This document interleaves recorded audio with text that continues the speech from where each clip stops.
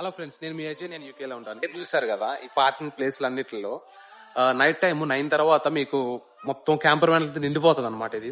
So ఆ టైంలో నేను నైట్ టైమ్స్ కావాలని వాకింగ్ కోసం వస్తాను అనమాట తినేసిన తర్వాత. సో ఆ టైంలో క్యాంపెయిన్ ఏం చేస్తున్నారు ఏంటని నోటీస్ చేస్తూ ఉంటాను బాగా. సో మంచిగా తింటా ఉంటారు, బయటగా ఎంజాయ్ చేస్తూ ఉంటారు. వాటిలో టీవీలు ఉంటాయి, అన్నీ ఉంటాయి.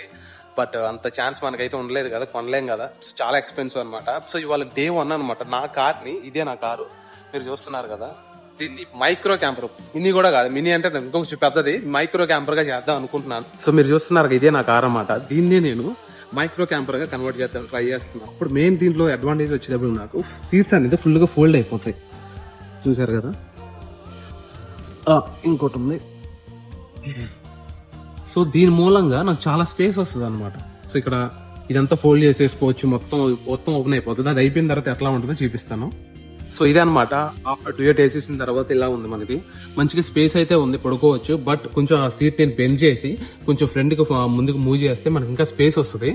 బట్ మెయిన్ నాకు వచ్చేటప్పటికి డిసడ్వాంటేజ్ అంటే ఇక్కడ నాకు చాలా స్పేస్ ఉంది. ఇక్కడ ఇది మూవ్ చేసినా కూడా నాకు చాలా స్పేస్ ఉంటుంది. బట్ ఇక్కడ నా పిల్లో పెట్టగా నాకు ఫోల్డ్ అయిపోతుంది, మొత్తం పిల్లో మొత్తం కిందకి వెళ్ళిపోతుంది ఇట్లా. సో నాకు అలా వెళ్ళకుండా కింద నేను అడ్జస్ట్మెంట్ చేయాలి. సో వాళ్ళు Day 1 కదా. సో Day 2లో మనం దాన్ని అడ్జస్ట్ చేసి మనం ఇంకేమన్నా ఇక్కడ సాకెట్స్ పెట్టుకోవాలి, పవర్ సాకెట్స్, స్విచ్లు, ఇంటీరియర్ లైట్స్, నిదాన్ని ఒక్కొక్కటి చేయాలి. Day 2లో కలుసుకుందాం. బాబాయ్.